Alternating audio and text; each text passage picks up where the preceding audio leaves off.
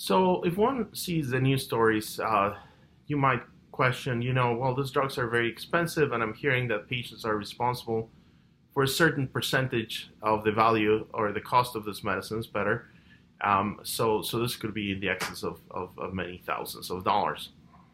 Now, in my own clinical practice, I have been able to always secure medications for our patients. Now, I work at the center where we are a private institution, and the average patient is better off than the average patient perhaps at other places. However, we see patients from all walks of life, and particularly in the Medicare population, many of them with fixed incomes and limited reserves in the bank.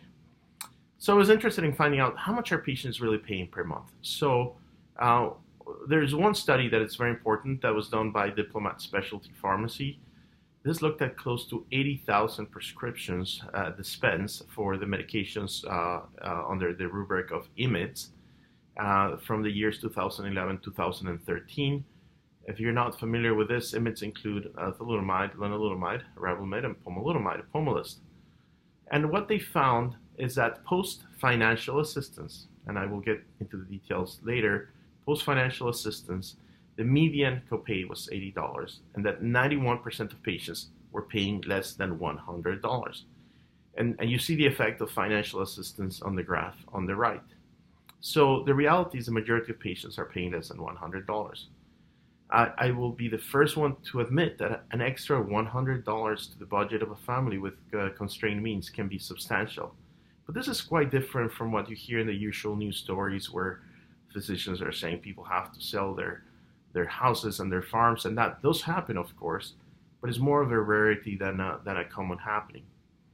Now, as an example of this, exaggerated rhetoric, I was interviewed by a major journalist from a large news outlet just before President Trump made the comments about the increase in the price of drugs and that he would try to tackle that. So we talked about lenalidomide, we talked about myeloma, and I provided this data, and I said, when you look at the data, 90% of patients are paying less than $100.